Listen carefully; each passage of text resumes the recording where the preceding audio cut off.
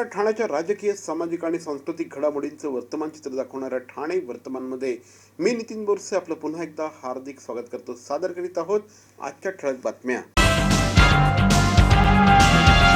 ज्वेलर्सच्या दुकानाचं संरक्षण करणाऱ्या चौकीदारच चोर निघाल्याची घटना समोर आली आहे. ज्वेलर्सच्या दुकानातील 3,20,00,000च्या किमतीचे 6 किलो सोन्यावर हातसफाई करत फरार झालेल्या 3 आरोपींना ठाणे गुन्हे शाखेच्या मालमत्ता विभागाच्या पोलिसांनी जेरबंद केलं आहे. चोरी करणारी ही टोळी आंतरराष्ट्रीय असून सराईत आरोपींना पोलिसांनी घोडबंदर रोड येथून अटक केली आहे. या आरोपींच्या नावावर मध्य प्रदेश, गुजरात, कर्नाटक येथे गुन्हे दाखल असल्याची माहिती पोलिसांनी दिली आहे. ठाणे पोलीस आयुक्तालयाच्या हद्दीतील उल्हासनगर येथील विजयलक्ष्मी ज्वेलर्स इथे या चोरट्याने चोरी केली होती. 27 जून रोजी ही घटना घडली होती. 3 आरोपींनी धाडसी दरोडा टाकून दुकानातील 6 किलो सोने घेऊन पोबारा केला होता. सदरची तक्रार पोलीस ठाण्यात दाखल झाल्यानंतर पोलिसांनी तपास सुरू केला. उल्हासनगर भर बाजारात असलेल्या दुकानात झालेल्या दुकानफोडीने खळबळ माजली होती. आरोपींनी 6 किलो सोनं नेऊन थेट नेपाळ गाठलं होतं. ठाणे गुन्हे मालमत्ता शाखेच्या पोलिसांनी या सगळ्या संदर्भात अतिशय शिताफीने तपास केला आणि आरोपींकडनं सोनं जप्त केलं आहे. या 3 आरोपींना तंत्रज्ञानाच्या आधारे पोलिसांनी अटक केली आहे. दिनेश उर्फ सागर चुन्नीलाल गिरी, दिनेश उर्फ सागर चंद्र रावल आणि दीपक रामसिंग भंडारी असं अटक करण्यात आलेल्या आरोपींची नावं असल्याची माहिती गुन्हे शाखेचे उपायुक्त शिवराज पाटील यांनी दिली आहे. आपला जो प्रेझेंट गुन्हा आहे याच्यामध्ये 10 लोक इन्व्हॉल्व होते. याच्यामधले 3 आरोपी आपण अरेस्ट केलेले आहेत आणि याच्यामध्ये जे सोनं रिकव्हर केलेलं आहे, बाकीचे आरोपीही आयडेंटिफाय झालेले आहेत, परंतु त्यांचा अजून आपण तपास करत आहोत. ते निश्चित स्वरूपामध्ये ताब्यात येतील आणि राहिलेली ही जे काही सोनं आहे तेही आपण यामध्ये रिकव्हर करू. ठाण्यात टोईंगच्या कारवाईचं चित्रीकरण प्रसारित केलं म्हणून सरकारी कामात अडथळे आणल्याचा गुन्हा दाखल झाला आहे. उपवन येथे टोईंग वाहन चालकाकडे वाहन परवाना नसल्याचं चित्रीकरण चेतन चिटणीस आणि ऋतू टेलर या दोघांनी सोशल मीडियात व्हायरल केलं होतं. या दोघांविरोधात सहाय्यक पोलीस उपनिरीक्षक प्रदीप शिरसाट यांच्या तक्रारीवरून वर्तकनगर पोलीस ठाण्यात गुन्हा दाखल करण्यात आला आहे.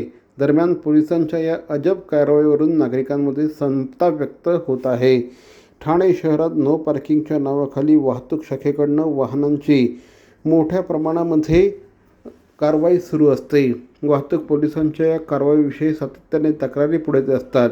उपवन येथे टोईंग वाहन चालवणाऱ्या चालकाकडे वाहन परवाना नसल्याचं चित्रीकरण सोशल मीडियामध्ये व्हायरल झालं होतं.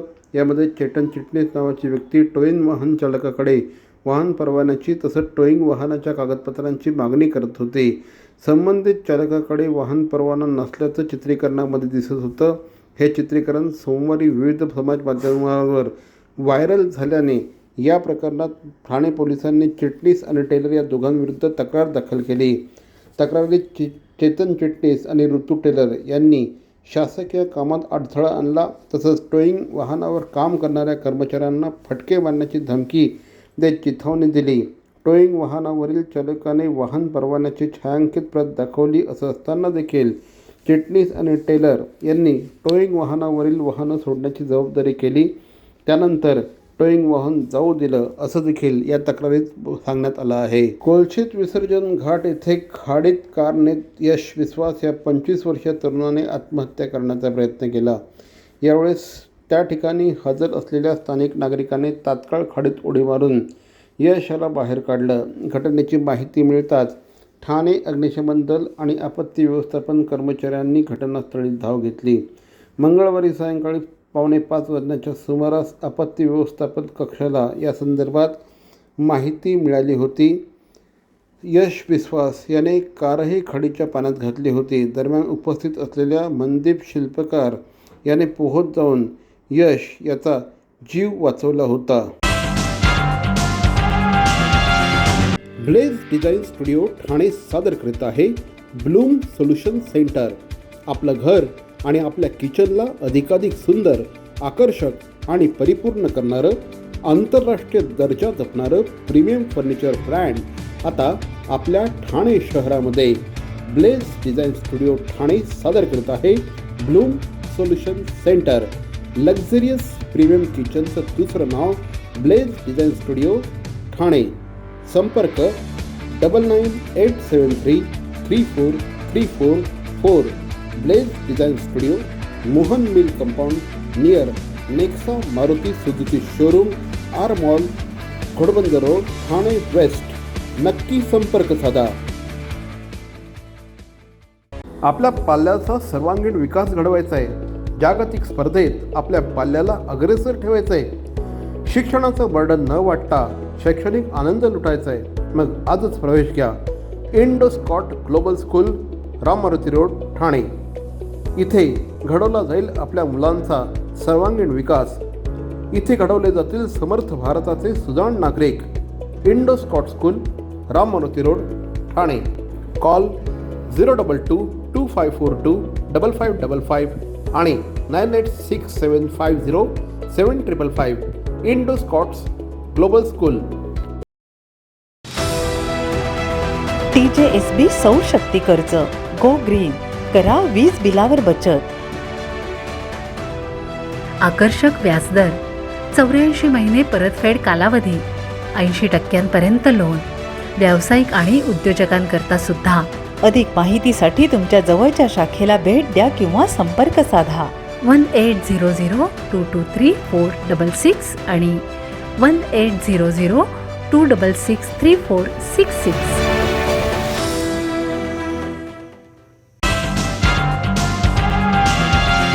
भारतीय जनता पार्टीचे शहर उपाध्यक्ष म्हणून कार्यरत असलेल्या सुजय पत्की यांची भारतीय जनता पार्टीच्या महाराष्ट्र प्रदेश अध्यक्ष श्री चंद्रशेखर बावनकुळे यांनी महाराष्ट्र प्रदेश प्रवक्तापदी नियुक्ती केली आहे.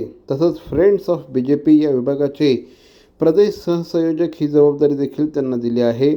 यावेळेस माजी खासदार डॉक्टर विनय सहस्त्रबुद्धे, प्रदेश सरचिटणीस माधवी नाईक, सरचिटणीस विक्रांत पाटील आदी उपस्थित होते. भाजपमधील एक अभ्यासू चेहरा म्हणून सुजय पत्की यांची ओळख आहे. पक्षात कार्यरत असताना पंतप्रधान नरेंद्र मोदी, मुख्यमंत्री देवेंद्र फडणवीस, केंद्र सरकार तसंच पक्षाच्या भूमिका विविध वर्तमानपत्रांमध्ये, माध्यमांमध्ये ते मांडत आहेत. 10,000 महिलांना मल्टीव्हिटॅमिन गोळ्यांचे वाटप, 12,000 विद्यार्थ्यांना पोषक ओट्स खाऊ वाटप हे विशेष कार्यक्रम त्यांनी आत्तापर्यंत केलेले आहेत. अंत्योदयाच्या भूमिकेतून भारतीय जनता पार्टी सध्या कार्यरत आहे. या कार्यात आपला सहभाग देता येणं ही वैयक्तिक आनंदाची बाब आहे, असं या निमित्ताने श्री सुजय पत्की यांनी म्हटलं आहे. धर्मवीर आनंद दिघे यांच्या स्मृतिदिनानिमित्त लहान मुलांसाठी 27 ऑगस्ट रोजी हृदय शस्त्रक्रिया शिबिराचं आयोजन श्रीकांत शिंदे फाउंडेशनच्या वतीने करण्यात आलं आहे. या दिवशी हृदयाला छिद्र असलेल्या लहान मुलांची मोफत 2D इको तपासणी आणि हृदय शस्त्रक्रिया शिबिराचं आयोजन ईस्टर्न एक्सप्रेस हायवे येथील ज्युपिटर हॉस्पिटलमध्ये रविवार दिनांक 27 ऑगस्ट रोजी सकाळी 9 ते दुपारी 4 या वेळात करण्यात आला आहे. सदर शस्त्रक्रिया गोरगरीब अशा आर्थिकदृष्ट्या दुर्बल घटकातील मुलांसाठी मोफत असणार आहे. महत्त्वाचं म्हणजे 0 ते 18 वर्ष वयोगटातील मुलामुलींची महात्मा फुले जन आरोग्य योजनेअंतर्गत मोफत 2D इको तपासणी आणि हृदय शस्त्रक्रिया या ठिकाणी होणार असल्याची माहिती कळवण्यात आली आहे. शिबिराच्या सुरुवातीला लहान मुलांची मोफत 2D इको तपासणी करण्यात येईल.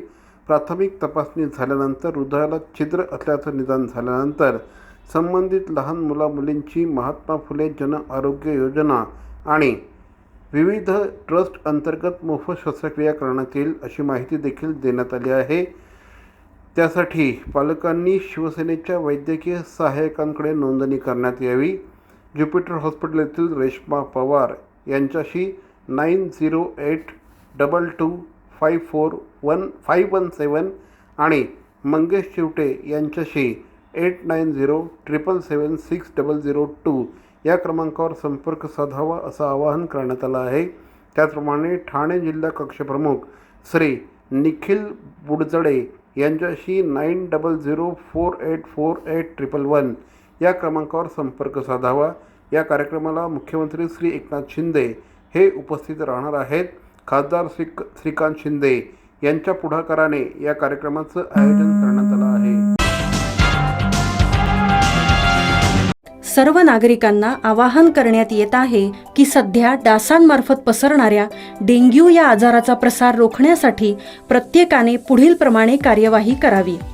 डेंग्यू आजार एडिस इजिप्ती हा डास चावल्याने होतो. या डासांची पैदास साचलेल्या किंवा साचवलेल्या स्वच्छ पाण्यामध्ये होते. 8 दिवसांपेक्षा जास्त दिवस पाणी उघडे व साचून राहिल्यास त्यात डास अंडी घालतात. अंड्यांच्या अळ्या तयार होऊन पुढे डास तयार होतात. यासाठी आपल्या घरातील पाणीसाठे उदाहरणार्थ बॅरल्स, पिंपे, टाक्या, हौद, रांजणे इत्यादी दर आठवड्याला रिकामे करून घासून पुसून कोरडे करून पुन्हा भरावे. 1 दिवस कोरडा दिवस म्हणून पाळावा. पाणी साठ्यांना घट्ट झाकणे बसवावीत किंवा जुनी साडी, चादर, धोतर यांनी बांधून झाकून ठेवावीत, म्हणजे डास त्यात जाऊन अंडी घालणार नाहीत. घराच्या गच्चीवर, आजूबाजूला, अंगणात कोठेही पाणी साचू देऊ नये. भंगार सामान उघड्यावर टाकू नये.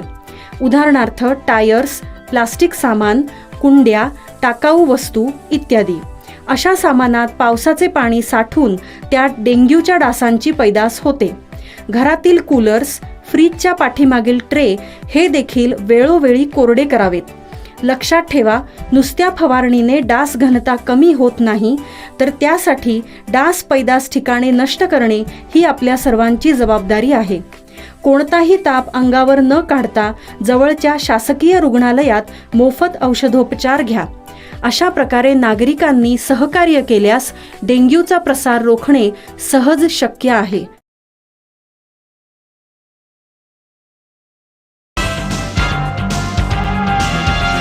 ऐन श्रावण महिन्यामध्ये मंदिरात दर्शनाच्या निमित्ताने आलेल्या भामट्या भक्ताने चक्क देवाची दानपेटी फोडून डल्ला मारला आहे.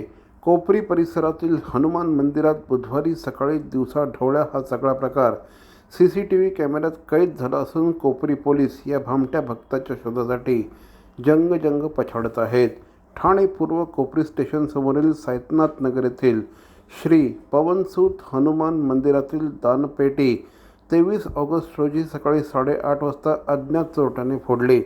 तब्बल 10 ते 15 हजारांची रोकड आणि चिल्लर या चोरट्याने लांबवल्याचा अंदाज व्यक्त होत आहे. दिवसाढवळ्या ही चोरी करणारा चोरटा CCTV कॅमेऱ्यात दिसत आहे. बुधवारी सकाळी हा चोरटा हनुमानाच्या चरणी नतमस्तक होऊन नंतर डुप्लिकेट चावीने दानपेटीचं कुलूप उघडताना दिसत आहे. त्यानंतर 1-2दा नव्हे तर 8 वेळेस दानपेटीतील रक्कम आपल्या सोबतच्या पिशवीत भरत आहे. घटनास्थळी कोपरी पोलिसांनी धाव घेऊन पंचनामा केला आहे. हा चोरटा आढळल्यास कोपरी पोलीस स्थानकाशी संपर्क साधण्याचं आवाहन करण्यात आलं आहे.